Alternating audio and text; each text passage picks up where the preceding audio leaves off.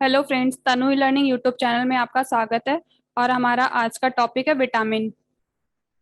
आज की वीडियो में हम लोग विटामिन के बारे में पढ़ेंगे और एग्जाम्स में पूछे जाने वाले विटामिन से रिलेटेड क्वेश्चन और उनकी कमी से होने वाले रोग के बारे में हम लोग डिस्कस करेंगे। तो हम लोग आज पढ़ेंगे कि विटामिन होते क्या हैं और ये कार्य कैसे करते हैं। हम लोग अपनी बॉडी को न्यूट्रिशन देते हैं जिन्हें हम लोग पोषक तत्व कहते हैं। हमारी बॉडी को पोषक तत्वों की आवश्यकता होती है स्वस्थ रहने के लिए। तो जो हम लोग अपनी बॉडी में पोषक तत्व लेते हैं वो दो प्रकार से लेते हैं। एक होते हैं मैक्रोन्यूट्रिएंट्स और दूसरे होते हैं माइक्रोन्यूट्रिएंट्स। मैक्रोन्यूट्रिएंट्स जो होते हैं उनके अंतर्गत हम लोग कार्बोहाइड्रेट्स, प्रोटीन और फैट को लेते हैं, जबकि माइक्रोन्यूट्रिएंट्स जो होते हैं उनके अंतर्गत हम लोग विटामिन और मिनरल्स को लेते हैं। तो यहाँ पर जो विटामिन होते हैं वो आप लोग समझ गए होंगे कि माइक्रोन्यूट्रिएंट्स होते हैं। और जो माइक्रोन्यूट्रिएंट्स होते हैं इनकी आवश्यकता शरीर को मिलीग्राम्स में होती है, जबकि मैक्रोन्यूट्रिएंट्स को हम लोग ग्राम्स में लेते हैं। विटामिन जो कि माइक्रोन्यूट्रिएंट्स होते हैं इनकी आवश्यकता शरीर को मिलीग्राम्स में ही होती है।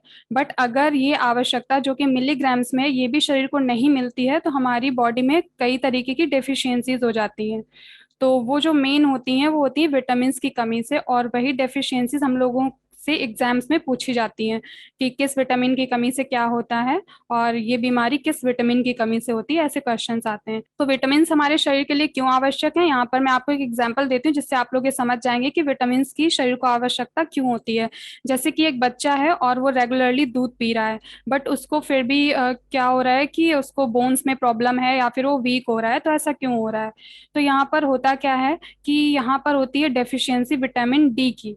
तो वहां पर होगा ये कि अगर बॉडी में उसके विटामिन डी फॉर्म नहीं हो रहा है या प्रेजेंट नहीं है उसकी डाइट में, तो वो कितना भी दूध पी लेगा तो उसको बॉडी में ग्रोथ या फिर उसकी बोन्स जो है वो स्ट्रांग नहीं होंगी, क्योंकि जो विटामिन डी का कार्य होता है वो शरीर में होता है कैल्शियम का एब्जॉर्प्शन करना। तो विटामिन डी नहीं है तो वो मिल्क से जो कैल्शियम उसको मिल रहा है उसका एब्जॉर्प्शन नहीं कर पा रहा है। इसीलिए उस बच्चे की क्या है कि बोन्स स्ट्रांग नहीं हो रही हैं या डेवलप नहीं हो रही हैं। तो यही होता है कि ये होती है डेफिशिएंसी विटामिन डी की। और अगर उसकी बॉडी में पर्याप्त मात्रा में विटामिन डी है तो जब भी वो मिल्क लेगा तो उसको जो उसकी बॉडी में कैल्शियम की मात्रा है वो एब्जॉर्ब हो जाएगी। सो आई होप कि आप लोगों को क्लियर हो गया होगा कि हमारे शरीर को विटामिन की आवश्यकता क्यों होती है। आगे हम लोग विटामिन से पूछे जाने वाले कुछ इंपॉर्टेंट क्वेश्चन के बारे में डिस्कस करेंगे जो कि उसके इंट्रोडक्शन से रिलेटेड होते हैं। जैसे कि हमारा यहाँ पर है पहला कि विटामिन शब्द की खोज किसने की। तो विटामिन शब्द की खोज सी फंक ने की थी। यहाँ पर एक और वैज्ञानिक का नाम आता है होपकिंस का। तो होपकिंस ने बताया था कि शरीर में एक कोई इंपॉर्टेंट तत्व होता है बट उन्होंने उसको विटामिन नहीं कहा था। तो अगर आपसे पूछा था सर्वप्रथम विटामिन की खोज किसने की है तो आप लोग होपकिंस के साथ जा सकते हैं। बट क्वेश्चन पूछा जाता है, वो पूछा जाता है विटामिन शब्द की खोज किसने की, तो वो की थी सी फंक ने। हमारा नेक्स्ट पॉइंट है विटामिन के कार्य। विटामिन के कार्य क्या होते हैं? विटामिन के कार्य होते हैं भोजन के उत्प्रेरक के रूप में कार्य करते हैं। जैसा कि आप लोग जानते हैं उत्प्रेरक का काम क्या होता है। उत्प्रेरक का कार्य होता है किसी भी क्रिया की गति को बढ़ा देना। तो जो विटामिन होते हैं वो भोजन के उत्प्रेरक के रूप में कार्य करते हैं।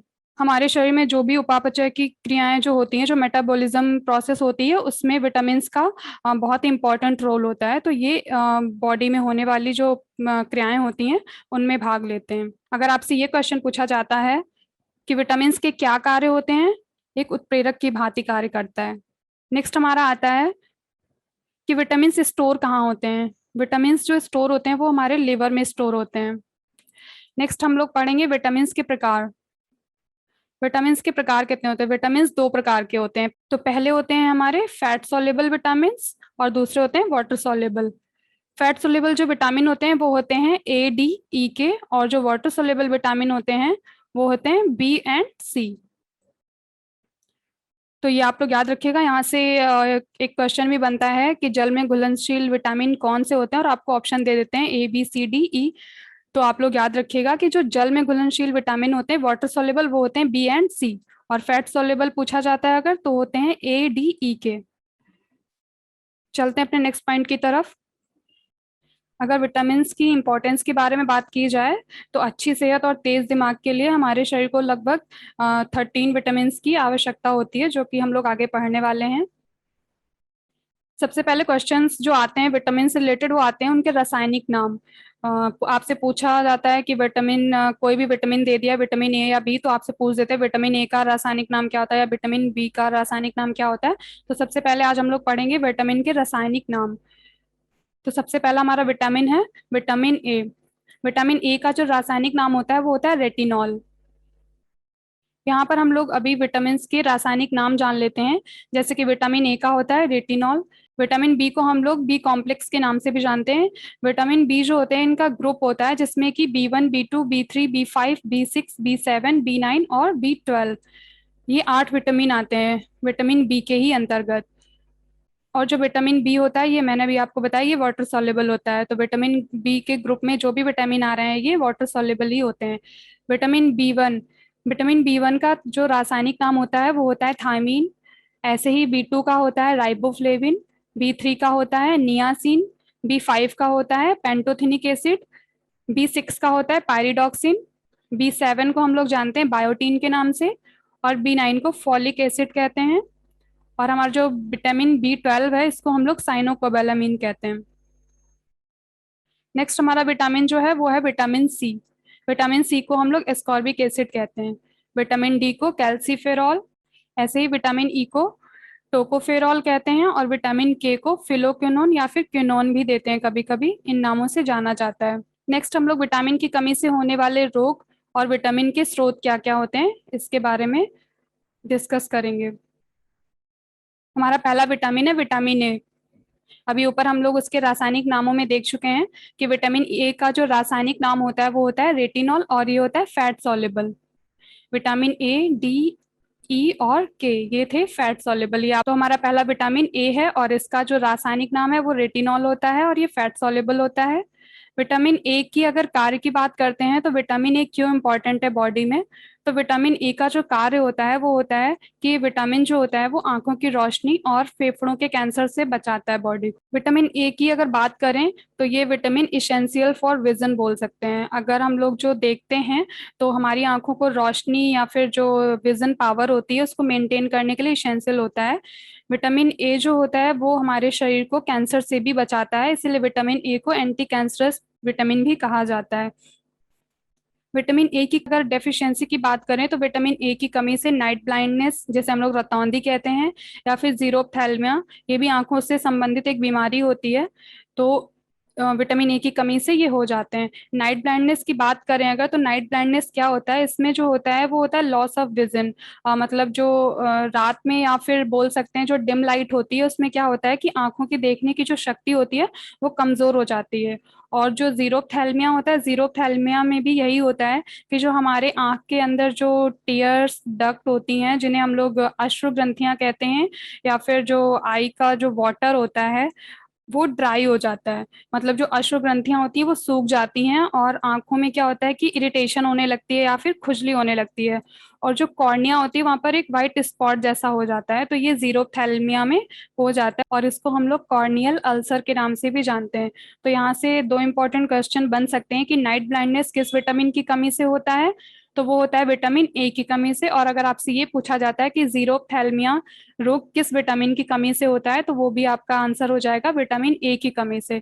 विटामिन ए की स्रोत की बात करें तो वो होते हैं गाजर, एग योल्क, ग्रीन्स, फिश। और अगर हम लोग मेनली बात करें तो आप लोग जानते हैं कि जो कलरफुल फ्रूट्स होते हैं वो आंखों की रोशनी को अच्छा रखने में हेल्प करते हैं क्योंकि उनमें विटामिन ए पाया जाता है। जैसे कि गाजर हुआ और पपीता हुआ। तो ये सब आंखों की रोशनी के लिए जो विटामिन ए की आवश्यकता होती है उसकी पूर्ति करते हैं। हमारा नेक्स्ट विटामिन है बी। जो विटामिन बी होता है उसे हम लोग बी कॉम्प्लेक्स के नाम से भी जानते हैं और इसका एक ग्रुप होता है। विटामिन बी के अंतर्गत हम लोग लगभग 8 विटामिन का अध्ययन करते हैं। तो हमारा पहला विटामिन बी या फिर बी 1 जो होता है उसका नाम होता है रासायनिक नाम थायमीन और ये वाटर सॉल्युबल होता है। विटामिन बी 1 के कार्य की बात करें अगर तो इसका कार्य जो होता है वो होता है कि ये जो हमारा स्टमक होता है उसमें जो इंटेस्टाइन प्रेजेंट होती है तो उससे रिलेटेड जो भी समस्याएं होती हैं वो समस्याएं शरीर में ना हो, इससे वो हमें प्रोटेक्ट करता है। और हमारी आंतों में क्या होता है वहां पर डाइजेशन होता है। तो जो डाइजेशन प्रोसेस होती है उसके अंतर्गत जो क्रियाएं होती हैं, उनमें ये विटामिन बी 1 का बहुत ही इंपॉर्टेंट रोल होता है। तो वो क्रियाएं अच्छे से चलती रहती हैं अगर वहां पर विटामिन बी 1 प्रेजेंट होता है। तो इसीलिए इसका कार्य जो होता है वो होता है कि पेट और आंतों में जो होने वाली प्रॉब्लम्स होती हैं उनको रोक देता है। और अगर विटामिन बी 1 की शरीर में कमी है तो उससे क्या रोग हो जाते हैं? तो वो रोग हो जाते हैं beriberi, weak muscles, nervous system affected हो जाता है। इसको कभी कभी एग्जाम्स में पूछा जाता है कि पेरीफेरल न्यूराइटिस रोग किस विटामिन की कमी से हो जाता है? तो ये भी विटामिन बी 1 की वजह से होता है। तो आप लोग ये याद रखिएगा, बेरी बेरी रोग या फिर पेरीफेरल न्यूराइटिस पूछा जाता है तो ये विटामिन बी 1 की कमी से होता है।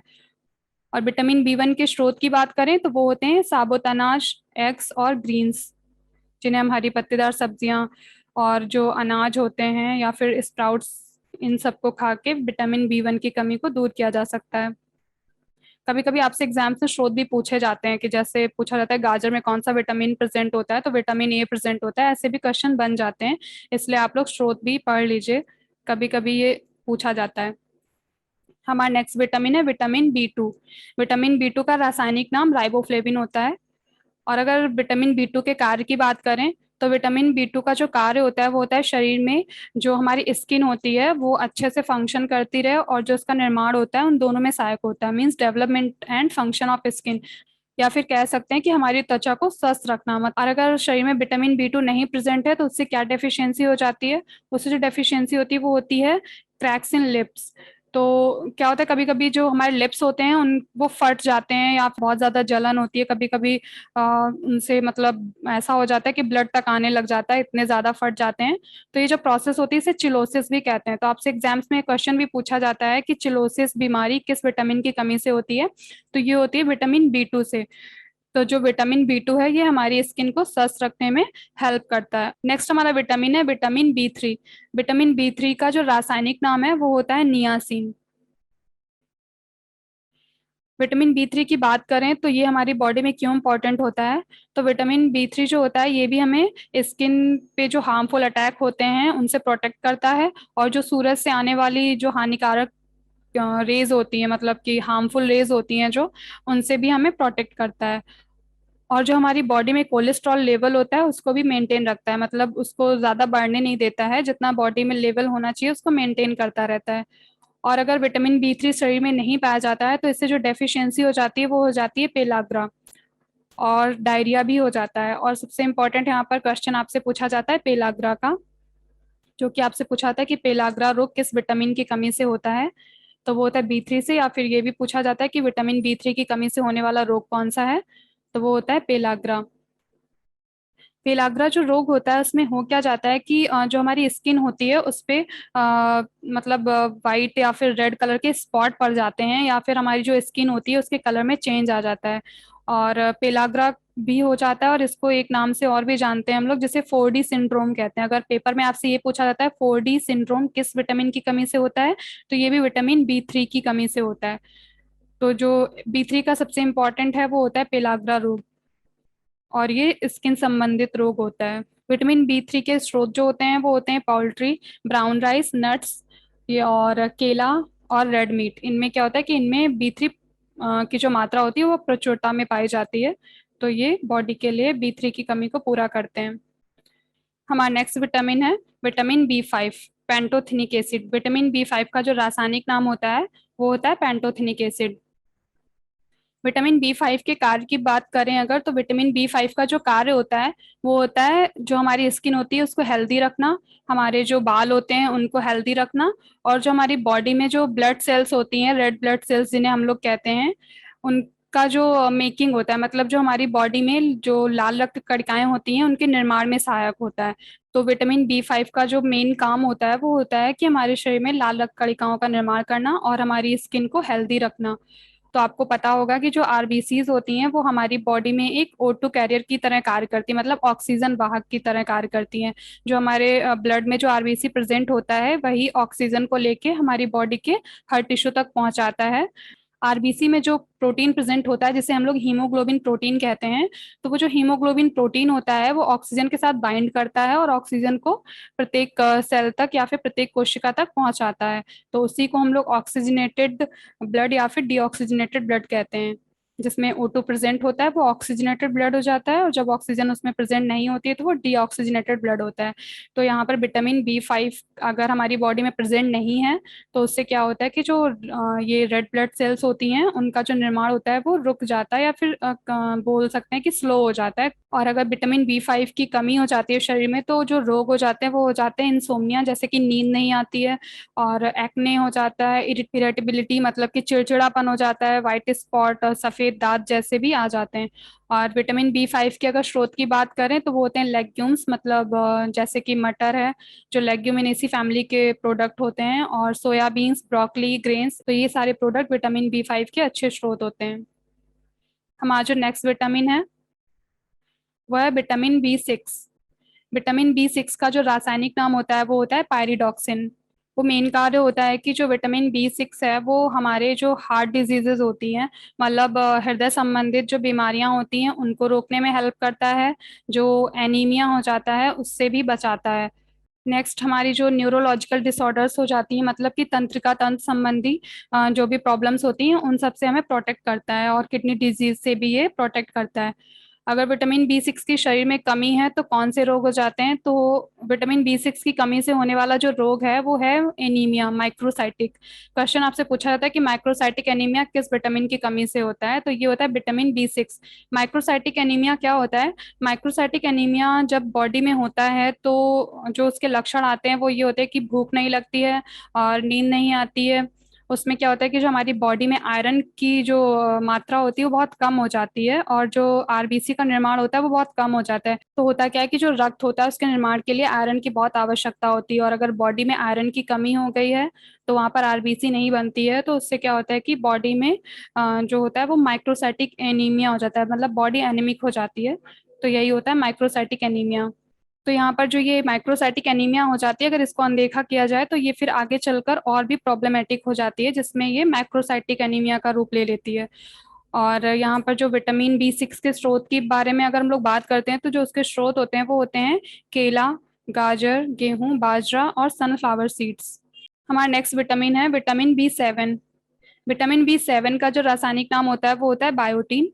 तो विटामिन B7 का जो कार्य होता है वो होता है शरीर में जो मेटाबॉलिक प्रोसेस होती है उनको मेंटेन करना, और हमारे बालों को स्वस्थ रखना, और हार्ट संबंधी जो बीमारियां होती हैं उनसे दूर रखना, और जो थायराइड लेवल होता है बॉडी का उसको भी ये मेंटेन करता है। अगर विटामिन B7 की शरीर में कमी हो जाती है तो जो उससे डेफिशिएंसीज हो जाती हैं वो हो जाती हैं कि बाल झड़ने लगते हैं, और जो बाल होते हैं वो पतले हो जाते हैं, नाखून टूटने लगते हैं, और जो स्किन होती है उसमें इन्फेक्शन होने लगता है, और जो हमारा ब्लड होता है वो भी क्या होता है, पतला हो जाता है। तो ये सारी कमियां विटामिन B7 की कमी से हो जाती हैं। और आप लोगों ने सुना भी होगा कि बालों के ट्रीटमेंट के लिए हम लोग अक्सर सुनते रहते हैं बायोटीन। तो ये बायोटीन जो होता है ये बालों के ट्रीटमेंट के लिए भी प्रयोग किया जाता है। विटामिन B7 के जो स्रोत होते हैं वो होते हैं पालक, अंडे की जर्दी मीन्स एग योक, और ब्रोकली, दही, चॉकलेट, ये सब विटामिन B7 के अच्छे स्रोत होते हैं। यहाँ पर विटामिन B7 को लेके एक इंपॉर्टेंट क्वेश्चन पूछा जाता है कि विटामिन B7 का एक अन्य नाम और क्या होता है, तो आप लोग याद रखिएगा विटामिन B7 को विटामिन H भी कहा जाता है, विटामिन H। हमारा नेक्स्ट विटामिन है विटामिन B9। विटामिन B9 का रासायनिक नाम होता है फॉलिक एसिड। और विटामिन B9 के कार्य की बात करें तो विटामिन B9 का जो कार्य होता है वो होता है making of red blood cells, मतलब शरीर में लाल रक्त कणिकाओं का निर्माण करना, और मैक्रोसाइटिक एनीमिया से प्रोटेक्ट करता है, डीएनए सिंथेसिस में सहायक होता है। जब कोई लेडी प्रेग्नेंट होती है तो प्रेगनेंसी के टाइम जो सेल डिवीजन की प्रोसेस होती है उसमें विटामिन B9 बहुत ही इंपॉर्टेंट रोल प्ले करता है। कोई बच्चा पैदा होता है या पैदा होने वाला होता है तो उस समय जो जन्म दोष हो जाते हैं, जैसे कि कोई बच्चा अगर स्वस्थ पैदा नहीं होता है या फिर उसमें कोई विकार आ जाता है या फिर कोई दोष होता है, तो उन सबसे भी विटामिन B9 बचाता है। तो हम लोग कह सकते हैं कि during pregnancy it plays a important role in the foetus. तो B9 जो होता है, तो B9 जो होता है वो प्रेग्नेंट जो लेडीज होती हैं उनके लिए बहुत इंपॉर्टेंट है। B9 की कमी से जो होने वाले रोग होते हैं वो होता है एनीमिया मैक्रोसाइटिक, और खराब विकास, मतलब कि जो डेवलपमेंट होता है बच्चे का वो अच्छा नहीं होता है, विस्मृति, इसे हम लोग कह सकते हैं कि भूल जाना मतलब। और एनीमिया जो यहाँ पर मैंने अभी आपको बताया था B6 में जो हुआ था वो था माइक्रोसाइटिक एनीमिया, बट जो यहाँ पर विटामिन B9 की कमी से होता है ये जो एनीमिया होता है ये होता है मैक्रोसाइटिक। इस एनीमिया में क्या होता है कि जब माइक्रोसाइटिक एनीमिया यानी कि B6 की कमी पे जो हुआ था वहां पर ध्यान नहीं दिया जाता है, तो ये एनीमिया मैक्रोसाइटिक हो जाता है। और इसमें क्या होता है कि इसमें जो ब्लड सेल्स होती हैं वो और भी कम हो जाती हैं, और इसमें थकान लगने लगती है, कमजोरी हो जाती है, इंसान बहुत कमजोर हो जाता है। तो उससे क्या होता है कि जो एनीमिया होता है वो मैक्रोसाइटिक हो जाता है। और यहाँ पर अगर विटामिन B9 के इम्पोर्टेंट रोल की बात, जैसे कि हमने अभी ऊपर देखा था कि जो सेल डिवीजन होता है उस समय इसका रोल जो होता है वो बहुत इंपॉर्टेंट होता है, तो आपसे क्वेश्चन भी पूछा जाता है कि कोश का विभाजन के समय कौन सा विटामिन आवश्यक होता है, तो आप लोग ये याद रखिएगा विटामिन B9। हमारा नेक्स्ट विटामिन है B12, vitamin B12। Vitamin B12 का जो रासायनिक नाम होता है वो होता है साइनोकोबालामिन, या फिर आपको कभी कभी जो ऑप्शन होते हैं उनमें कोबालामीन भी मिलता है, तो आप लोग याद रखिएगा। विटामिन B12 की बात करें तो इसका जो कार्य होता है वो होता है रेड ब्लड सेल्स, ये भी लाल रक्त कणिकाओं का निर्माण करता है। और जो हमारी स्किन होती है और बाल होते हैं उनके लिए ये विटामिन बहुत अच्छा होता है। तो जो विटामिन B12 की कमी से होने वाले रोग होते हैं वो होते हैं पर्नीसियस एनीमिया, मेगालोब्लास्टिक एनीमिया। ये दोनों जो एनीमिया होती हैं ये घातक एनीमिया हो जाता है, मतलब ये वाली एनीमिया की कंडीशन जब हो जाती है तो ये बहुत ही ज़्यादा लीथल हो जाती है। और जो पर्नीसियस एनीमिया होती है ये मेगालोब्लास्टिक एनीमिया का एक टाइप होता है। मेगालोब्लास्टिक एनीमिया क्या होता है, मेगालोब्लास्टिक एनीमिया में जो बोन मैरो होती है उसमें जो हमारी आरबीसी का प्रोडक्शन होता है वो बोन मैरो में होता है। तो बोन मैरो क्या होती है कि वो आरबीसी के प्रोडक्शन कम कर देती है, मतलब उसमें जो आरबीसी का निर्माण होता है वो बहुत कम हो जाता है, तो बॉडी में क्या होता है कि ब्लड की जो मात्रा होती है वो बहुत कम हो जाती है। तो अगर शरीर में विटामिन B12 नहीं प्रेजेंट है तो वो क्या करता, तो वो बॉडी में रेड ब्लड सेल्स का निर्माण नहीं कर पाता है, और जो रेड ब्लड सेल्स होती हैं उनका लाइफ स्पॉन होता है 120 डेज, तो वो 120 डेज के पहले ही डेड हो जाती हैं। तो इससे क्या होता है कि यहाँ पर जो कंडीशन बन जाती है वो हो जाती है मेगालोब्लास्टिक एनीमिया। तो अगर आपसे क्वेश्चन पूछा जाता है कि मेगालोब्लास्टिक एनीमिया जो होती है वो किस विटामिन की कमी से होती है, तो वो होती है विटामिन B12 की कमी से। तो यहाँ तक हम लोगों ने विटामिन B12 तक सारे विटामिन बी ग्रुप के अंतर्गत जो आते हैं, B1 B2 B3 B5 B6 B7 और B9 B12, ये सारे विटामिन हम लोगों ने यहाँ तक पढ़ लिए हैं। तो अब हम लोग आ जाते हैं अपने नेक्स्ट विटामिन विटामिन सी पर। विटामिन सी का जो रासायनिक नाम होता है वो होता है एस्कॉर्बिक एसिड। और विटामिन सी भी क्या होता है, वाटर सॉल्युबल होता है। विटामिन B और विटामिन सी वाटर सॉल्युबल होते हैं। विटामिन सी की अगर बात की जाए तो इसका कार्य क्या होता है, विटामिन सी जो होता है ये हमारे मसूड़ों को स्वस्थ रखता है, और हमारी बॉडी में अगर कभी कोई कट हो जाता है तो उसको जल्दी भर देता है। आयरन का अवशोषण मीन्स जो आयरन का एब्जॉर्प्शन होता है बॉडी में वो विटामिन सी जो होता है उसकी वजह से होता है। अगर विटामिन सी प्रेजेंट नहीं है तो हमारी बॉडी आयरन का एब्जॉर्प्शन नहीं कर पाती है, और आरबीसी के बनने में भी मदद करता है, मतलब जो रेड ब्लड सेल्स होती हैं उनके निर्माण में भी सहायक होता है। विटामिन सी की कमी की बात करें अगर, तो विटामिन सी से जो होने वाली कमी है वो होती है scurvy, bleeding gums, swollen gums और वीकनेस।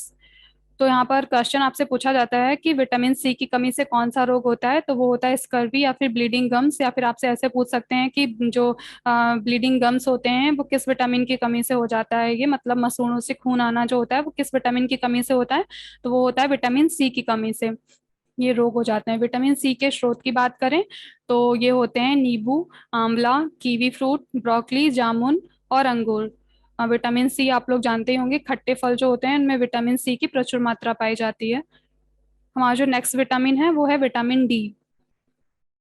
विटामिन D के रासायनिक नाम की बात करें तो ये होता है कैल्सीफेरॉल, और विटामिन D जो होता है वो होता है फैट सॉल्युबल। हमारे विटामिन A D E के फैट सॉल्युबल हैं। अगर विटामिन डी के कार्य की बात की जाए तो विटामिन डी का जो कार्य होता है वो होता है बॉडी में कैल्शियम एब्जॉर्प्शन का कार्य करना, मतलब जो कैल्शियम एब्जॉर्प्शन होता है उसमें ये हेल्प करता है, और जो हमारी बोन्स और टीथ होते हैं इनके निर्माण में भी सहायक होता है। और जो हाइपोपैराथायरिडिज्म होती है उसमें भी ये हेल्प करता है उसके ट्रीटमेंट में। तो विटामिन डी की बात की जाए तो ये बहुत ही हेल्पफुल विटामिन है हमारी भी ह्यूमन बॉडी के लिए। अगर विटामिन डी की कमी हो जाती है तो क्या हो जाता है, कौन से रोग हो जाते हैं, तो विटामिन डी की कमी से जो रोग हो जाते हैं वो हो जाते हैं रिकेट्स और ऑस्टियोमलेशिया। तो ये जो रोग होते हैं ये बोन से रिलेटेड होते हैं।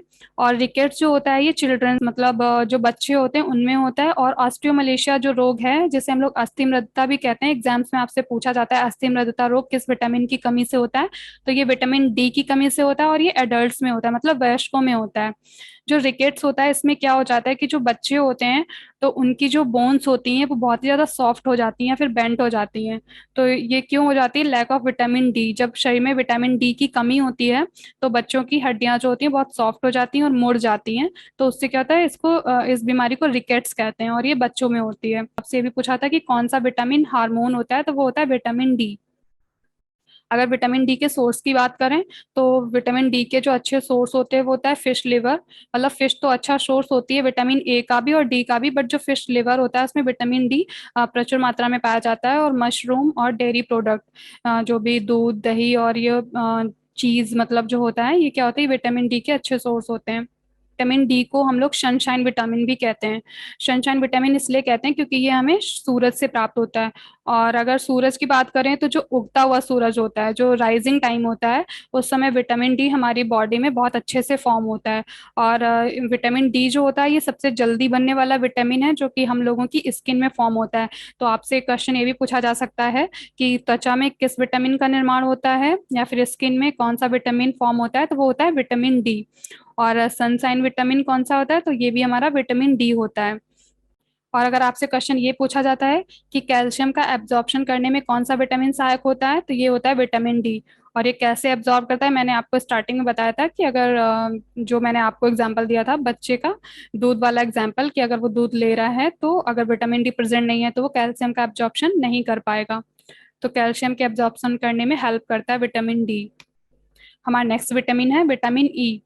विटामिन ई का रासायनिक नाम होता है टोकोफेरॉल और ये फैट सॉल्युबल होता है। अगर विटामिन ई के कार्य की बात करें तो जो विटामिन ई होता है, विटामिन ई होता है एंटीऑक्सीडेंट। और एक्सरसाइज करने के बाद जो मांसपेशियों में कभी कभी क्रैक्स हो जाते हैं या फिर वो डैमेज हो जाती हैं तो उनको भी ठीक करने में हेल्प करता है। और विटामिन ई जो होता है वो अच्छा सोर्स होता है बालों को स्वस्थ रखने में और त्वचा को स्वस्थ रखने में। और जो हमारी बॉडी की इम्यूनिटी होती है उसको भी अच्छे से ये बनाए रखता है। तो यहाँ पर जो एंटीऑक्सीडेंट की बात की गई है विटामिन ई की, तो एंटीऑक्सीडेंट का मतलब होता है कि हमारी जो बॉडी में सेल्स होती हैं उन कोशिकाओं में जो अननेसेसरी प्रोसेस चलती है उसको ये कम कर देता है। तो ये एक एंटीऑक्सीडेंट की तरीके भी काम करता है। और विटामिन ई जो होता है वो सबसे ज्यादा हेल्प करता है हमारी स्किन और बालों को अच्छा रखने में।